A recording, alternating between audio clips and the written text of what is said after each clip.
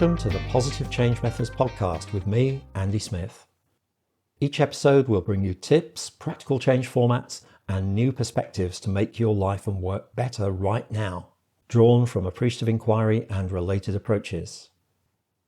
This episode is brought to you by the Practical Appreciative Inquiry Facilitator Training. Let me show you how to get started using Appreciative Inquiry confidently with teams and small groups. The next live online course starts soon.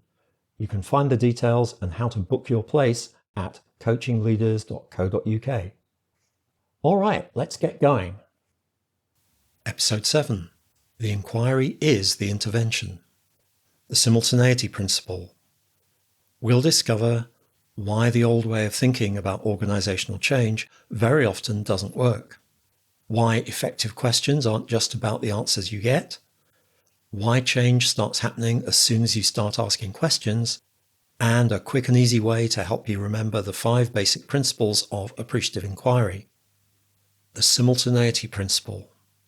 The inquiry is the intervention. As soon as we ask a question, we begin creating change. Change starts as soon as you start asking questions, so be careful what questions you ask.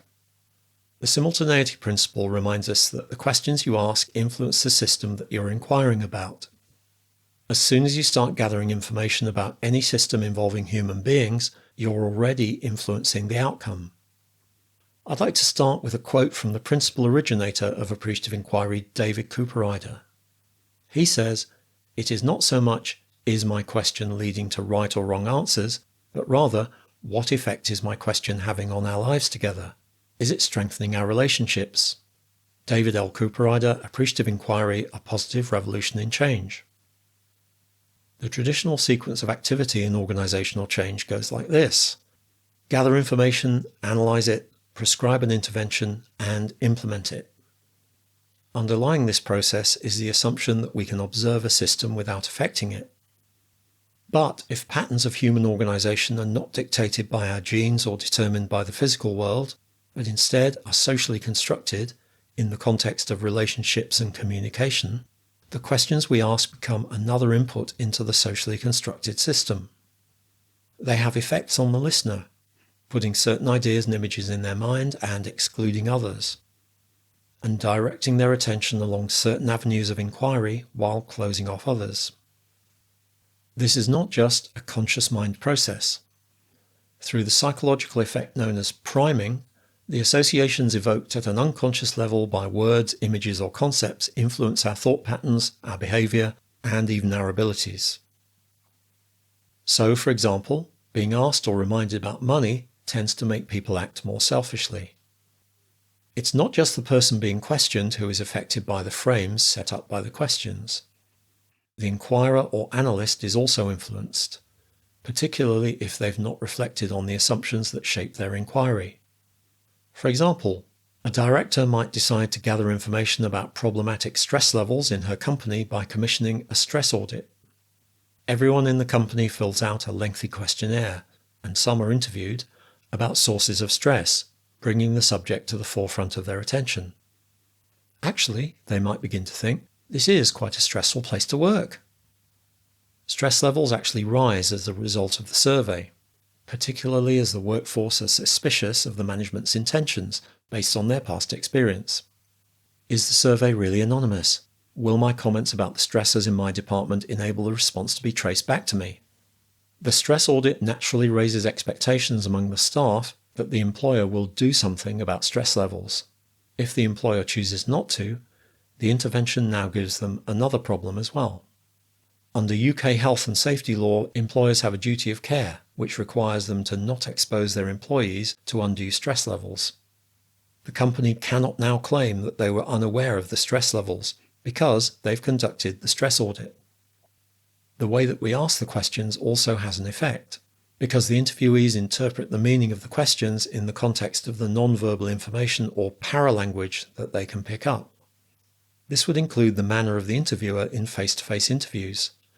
Is it brusque, sympathetic, apparently just ticking boxes, or, ideally, interested and fully present? It also includes the metaphorical tone of voice of both live interviews and written questionnaires. how the questions are phrased, and how the interview process is introduced to the workforce. Inevitably, the people being interviewed will evaluate the real meaning of the information gathering process against the backdrop of these factors. They will also try to guess the real intention of the diagnostic process. Are the interviews really designed to help us? Are we being checked up on? Is it a prelude to deciding which of us to let go? How much can we trust the interviewers? How the interviews are framed will make a tremendous difference to how they're perceived, how cooperative the interviewees will be, and the quality of the information that you get back. The final piece in the jigsaw of how people judge the interviewing process will be the conversations they have with their fellow workers about it. This will tend to consolidate first impressions. If expectations have been badly managed, so that people are anticipating a hostile interview, it will be an uphill struggle to overturn that perception. Even if the actual interviews turn out to be pleasant, useful, and sympathetic, they will be evaluated and discussed in the light of prior expectations. So in human relationships, as in science, the observer is not separate from the system being observed. As soon as you ask a question, it has an effect, big or small and often unpredictable, on the system being studied. The inquiry is already the intervention. Therefore, as Professor Cooper-Ryder points out, we need to think about not just the relevance and accuracy of the answers we get, but also the effect of the questioning process itself on the way the interviewees see the world, and on our relationships with them. Some questions to ask yourself, in a way that strengthens your relationship with yourself, of course. What questions am I asking? How am I asking them? What is the effect of the questions on our relationship? In what directions are they directing people's attention? How useful is this? Bearing in mind that any inquiry is already an intervention, what's the most useful question I could ask at this time? How to remember these 5 principles easily. If you want an easy way to remember these principles, try this acronym: CAPS, C-A-P-P-S. C, constructionist principle. A, anticipatory principle. P, poetic principle. P, positive principle. S, simultaneity principle. So those were the 5 basic principles of appreciative inquiry. In the next episode, we'll start looking at what are known as the emergent principles, which emerged after appreciative inquiry practitioners had a few years of putting the theory into practice, and which you also need to know about to get the best from the approach. Thanks for listening to the Positive Change Methods podcast with me, Andy Smith. You can find the show notes at positivechangemethods.com. Please like and subscribe so you never miss an episode. And if you like this episode, leave a 5-star review on Apple Podcasts or anywhere else you can review it. See you next time.